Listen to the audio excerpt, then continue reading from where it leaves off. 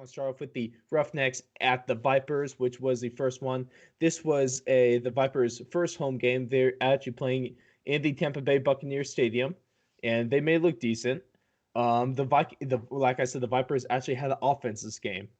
They had their first offensive touchdown ever scored by backup quarterback Quinton Flowers, which is somewhat that I know Jalen is a big fan of Quinton Flowers, just like the entirety of that Vipers fan base. Because I hope you guys are able to watch this, but everyone was booing anytime the starting quarterback Taylor Cornelius threw an incompletion, and then as they were they all should.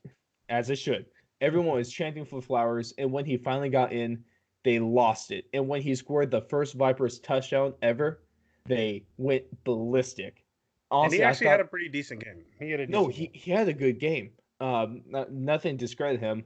For whatever reason, the Vipers are trying to do this two quarterback thing. That's not working. I say just stick with Quinton Flowers, Yeah. especially in the red zone when you have a more athletic guy that can break out of the pocket way better than Taylor And if Cornelius you can have ever. no idea who Quentin Flowers is, go ahead and watch his South Florida highlight from his college days just to kind of get equated to what he plays like. He's pretty good. But as I alluded to earlier, that PJ Walker, as I said, the MV PJ Walker to Cam Phillips um, matchup is the deadliest combo in the XFL. Obviously, this is the best quarterback to wide receiver pairing that the XFL has ever seen. PJ Walker, another great Wow. game. 24. I'm not wrong. This is like the most biased. Am I wrong, though? Am I I wrong? know, but you giving the only your guy you get only giving your guy a nickname. If you're gonna come out with a nickname for your guy, you got to give a nickname for every single top player for every team. Nope, you come up with a nickname for your own guy. All right. PJ Walker, 24 for 36, 306 yards, another three touchdown game, no interceptions, very clean with the football, and he had that one rushing touchdown. I hope you guys got to see that. If you guys didn't get to see this rushing touchdown, please go look it up because he turned nothing. He turned a huge loss into a touchdown. He was in the shotgun position, snapped the ball gets past him. He's like 10 yards in the backfield, picks it up, evades a couple of guys, runs down the sideline for the touchdown. Great play. Very athletic guy. Then is the wide receiver Cam Phillips, 8 catches, 194 yards, and all three touchdowns that PJ Walker was throwing for. Their first touchdown in the game was an 84-yard completion to each other to open up the touchdown scoring for the Houston Roughnecks. Later linked up for a 27 and 17-yard touchdown. Great game, really exciting. But Houston does have to work on that defense. Definitely. I think that's their biggest flaw, and I think the hardest thing they could do is run it into another top offense like they have. I think, in my But is your opinion, offense that could compete with the Houston Roughnecks right I now? mean, we're gonna have to see after next week because I feel like this week we kind of saw what the XFL might start looking like on a normal basis.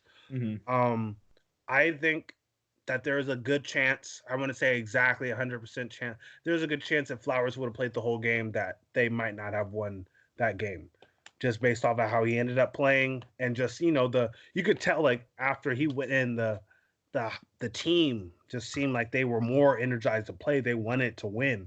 But With the other quarterbacks, they put Cornelius back in, and everything yeah, just it just deflates. dies back down. And I I feel don't like it understand was that coaching definitely. decision. I I think feel like roll with Quinton.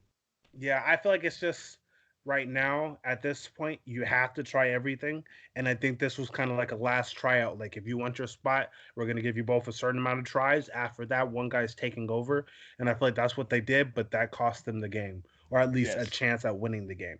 Yes. The next game on Saturday was the nightcap, and that was the Renegades at the Seattle Dragons, and the Renegades dictate this game 24-12. Well, as one of the things I mentioned earlier in the power rankings, that the Renegades have a very balanced offense. You had Landry Jones being fairly productive. He had 3 for 41, 274 yards, three touchdowns, but he did have the two interceptions that did make the game a little closer than it had to be. If Landry Jones could eliminate the turnovers, honestly, he's a top quarterback in the league. But then coming off his two touchdown game last week, yeah, Cameron Artis-Payne, 13 rushes, 80 yards. That's a respectable performance, especially when they're In my spreading the ball opinion, around a though, little. if Landry Jones is going to be throwing for 41 passes a game, he needs to be throwing for over 300 yards a game, just in Yes, my that's opinion. fair. Also, no quarterback should ever be thrown for 41 attempts in a game. At Maybe all, what especially Landry, with that run what game Landry that they Jones have. really has to do, especially after we saw him against the Wildcats last week. Do you think he will ever be able to run a 5-second 40? No, No. Can we he's give him slow. 5.5? Mm, Because I swear, yeah, when he was running for that first down last week, it looked like a grandma with a walker need to be walked across the street, man. It was it took him a minute to pedestrian get at there. best. Well, it was bad. It took him a minute to get there, but also took the LA defensive minute to even catch up to him. So I don't know what the hell was going on with that. I feel like it's just I kind of think he Tom realized Brady how and Peyton slow. Manning could outrun Landry Jones right now, and one of them's retired. I think he still can. And that's what his nickname is going to be since he. I know it was a name messed up, but that's his nickname for the rest of the season until he picks it up. Is Laundry Jones, Landry Jones. Dirty Laundry Jones. Oh boy. Um, but then also as receiver, going back to the Renegades, Donald Parham, 5 catches, 101 yards, 2 touchdowns. Great game as a receiver. Not as good as Cam Phillips, but great game nonetheless. The Dragons quarterback Brandon But Phillips has also Parham, or I don't know how you pronounce it. I will have that. Parham. Parham. Okay. He's a tight end, I believe. So he's definitely one of the top tight ends in the league. Even though Cam Phillips is a receiver, and I feel like you want to keep bringing up the Roughnecks. No, Parham is he is the top 10 in the league. He's a big guy, but he has speed. I think they clocked him at 21 miles an hour is top speed with the big touchdown over the weekend. And Yeah. to see a big dude running down the field like that, that's scary. That's Yeah, definitely. it's not okay. That's not He's a really. big You don't time really red want to zone meet threat as him. well. Yeah, he's Yeah, what I believe 6'6". yeah. I believe what they said he was. And He's a you pretty see a big dude dude. who's 6'6", filled out well. I'm not Yeah, sure his weight, but he's filled out, I, and I he's think it was running at around like 21 miles 240, an hour. 248, 250 something. I believe is what they said it was. That's not okay.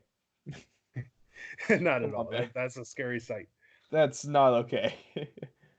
um. Okay. But see, Brand Phillips, he's been up and down over the last couple weeks. He's kind of settling this week. Saw 62% completion. 62% completion percentage. 204 yards, 2 touchdowns, 1 interception. That's good. That's decent if you have a team backing you up. But for a team like the Dragons that aren't complete and are clicking, is the quarterback. He's gonna have to do better than that. Definitely.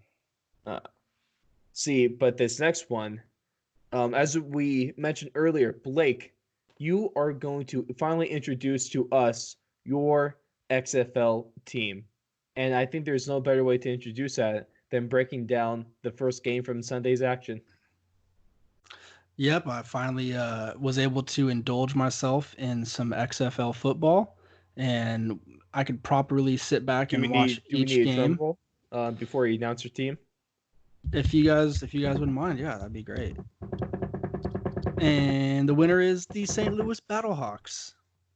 Why they went to win Yeah. a mediocre fan? I had to go with the St. Louis Battlehawks because I think they have a pretty interesting team. They have a fun offense, pretty balanced. They can run the ball, they can throw the ball. Teamu doesn't turn the ball over very often. He does turn it over, but not very often. And he is a playmaker. He can extend the play like a Cardale Jones, like a PJ Walker, and he can also sling the ball too. So I just think that they're a dark horse, I would say, in the XFL this year. I really think so. I don't think that they're gonna get as much hype as like PJ Walker and the Roughnecks would get, or even if the Wildcats catch fire since they're in LA. They're gonna be really highly touted if they ever get fully rolling. But I like the way that this team is kind of coming together, and they're starting to put together an identity. It looks like. Let's get into this game a little bit, huh? See, So this before was you break down the game, can I just talk about what happened before the actual action started? I sure, just want to yeah. come out and say that I am a Houston Roughnecks fan, but I think that St. Louis Battlehawks have the best fans in the league. I really felt bad for these guys because, of course, we had to remember that St. Louis Rams, the Rams organization, led by the owner Sam Kroenke, ditched this fan base in back 2015. The last professional football game that was played in St. Louis was on December 17th, 2015. So it's been over 4 years since they've had a taste of professional football action.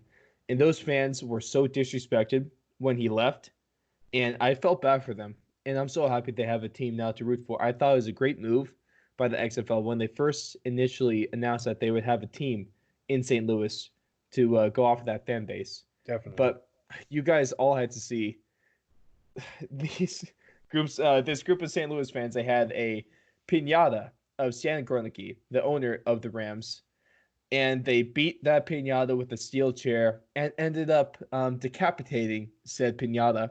Then once they decapitated said piñata, they were waving his head around and all celebrating like a bunch of madmen. God bless him.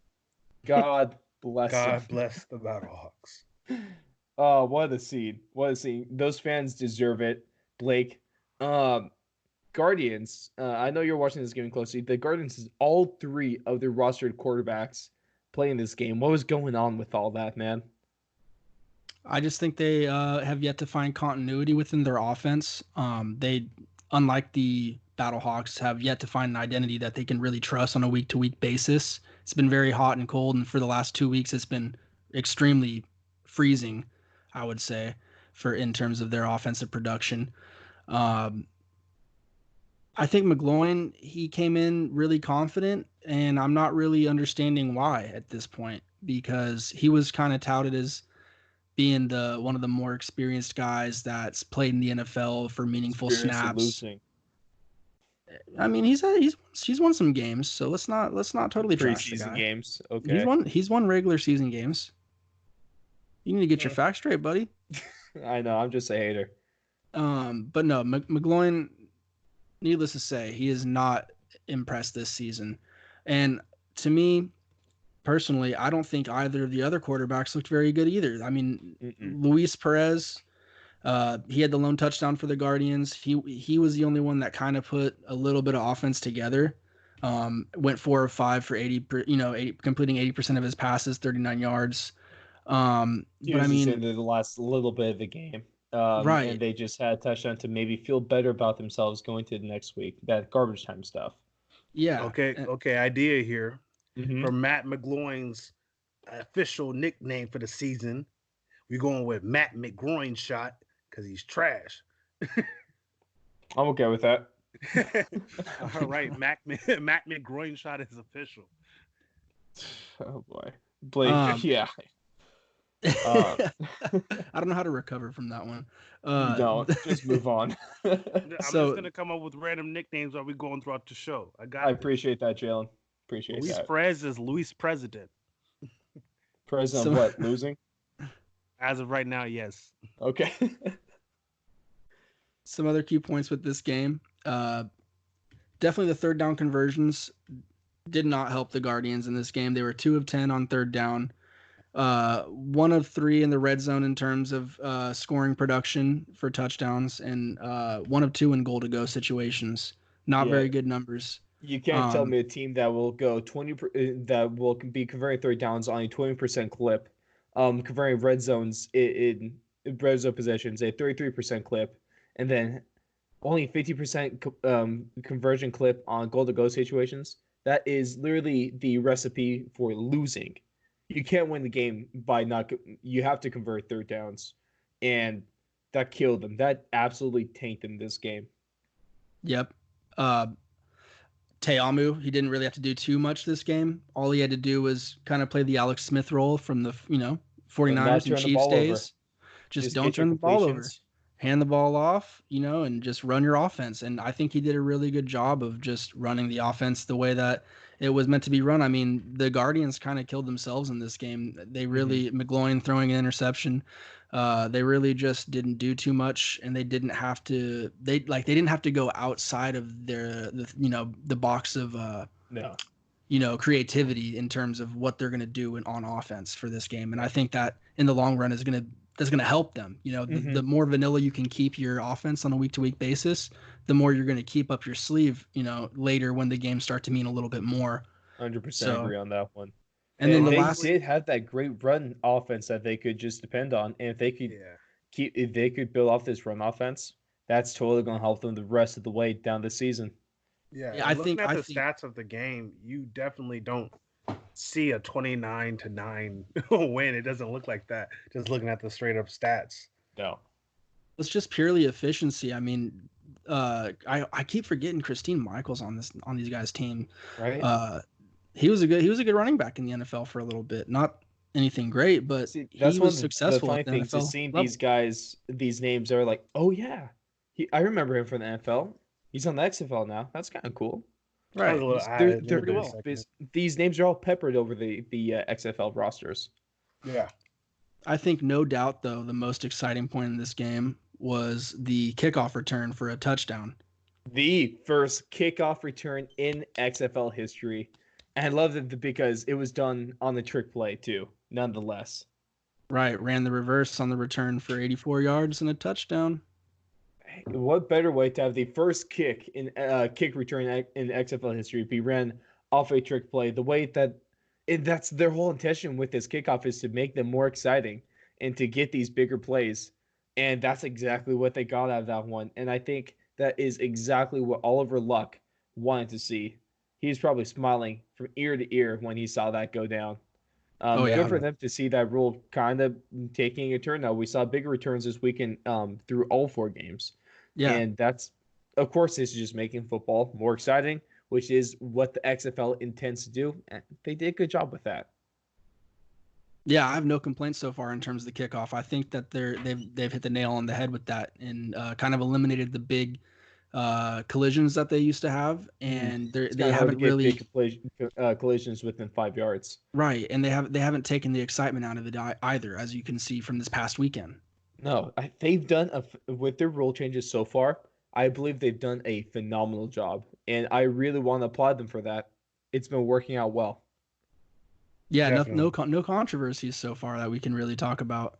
No, shocker in the NFL. If we're talking NFL through 3 weeks, we'd already have like a list of 30 things that went horribly wrong for them.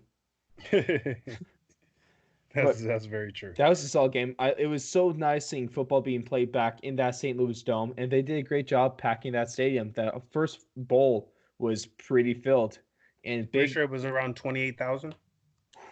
That's damn good. That is damn good. Good for the XFL and good for St. Louis. But Jalen, you're talking about this earlier. You're kind of giving your bias a little bit. So, well, to be honest, I was giving my bias on my game, but it's Yeah, time for yeah. you to let your bias shine through and talk All about the right. last All right. game I've of been the waiting for XFL Week this. 3.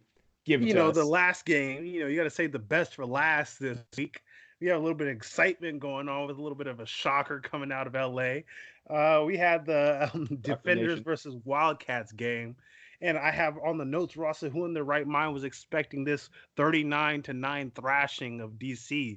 And I'm not in my right mind, so I exactly expected this to happen. It was an amazing game. Cardell Jones got exposed through 4 interceptions. It was No amazing to see. Beautiful. No touchdowns. They looked like crap. He got pissed off. He was pushing people, complaining, looking at the refs for help. And the refs were like, "You're not Tom Brady. We're not helping you out." And so he laid on the ground for most of the game, getting sacked a bunch of times also. Yeah, it was beautiful. It just, the hype train was dismantled. Cardell Jones has been taken out of the talks of being the face of the XFL in 1 week. Who imagined that 1 week and Cardell Jones is now not even considered a top quarterback in the league anymore off of one game. Let's see. Also in the game, only one positive run. Game with 200 total yards and only 1 touchdown. That's beautiful. They had to kick a field goal and they scored a late touchdown, which meant nothing, and they're being laughed at. Garbage time touchdown meant nothing to anyone except Cardell. Didn't mean anything to him, man. He didn't even get that one. Yeah, no, he did not. But he was happy to at least see that they scored.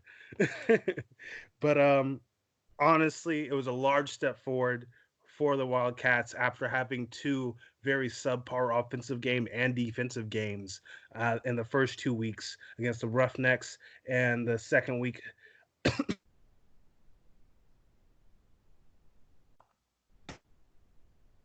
breakout game. I'm going with it was beautiful. Just a little bit of bias here. It was beautiful. No, honestly, Josh I thought it Johnson. was great because this was a game where all 3 of us were actually watching together. Yeah, they And actually we're got to seeing watch all it together. this go down in horrible fashion. It was like a train wreck, but you can't look away. Yeah, It was really almost intriguing the way that this game played out. Yeah, it was definitely awesome. Josh Johnson was 18 for 25, 72% completion rating, 278 yards, 3 touchdowns, 0 turnovers on his part. Wide receiver Trey McBride, who was the one who was traded for the Rashad Ross, if you want to call him a receiver anymore. I wonder who won this trade. McBride had 5 receptions, 109 yards, and 2 touchdowns. I believe he would have had more if they didn't get a cheap shot taken on him in the middle of the field. In my opinion, DC tried to get a little dirty, and they took a shot to the back of his head. That was bad. They were mad they were losing. See, the hit didn't look heavy, but it was just a really awkward one. It wasn't that it wasn't a heavy hit. It was the guy who originally grabbed him threw him in to the guy who hit him in the back of the head, which the hit wasn't going to be that big. But when you throw a guy into a hit, it doesn't really matter how hard you hit him; it's going to hurt. It's a bad impact. Yeah. There was a +5 turnover margin, which is amazing. It was, that's a recipe for winning, isn't it? Having forced 5 turnovers and not giving up one yourself. Yeah. That's a decent game. I think you're just gonna win. You're gonna win if you have a +5. If you don't win, then you need big changes, like firing your defensive coordinator in the first week. Just saying. Just saying we did that, and it worked out to perfection.